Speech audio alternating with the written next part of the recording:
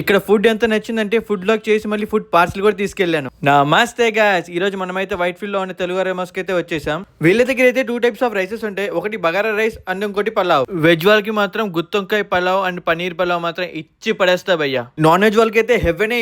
ఇక్కడైతే chicken, mutton, fish, prawns ఇక్కడ చాలా అయితే ఉంటాయి. ప్రాన్స్ వచ్చేసి మాత్రం నా ఫేవరెట్.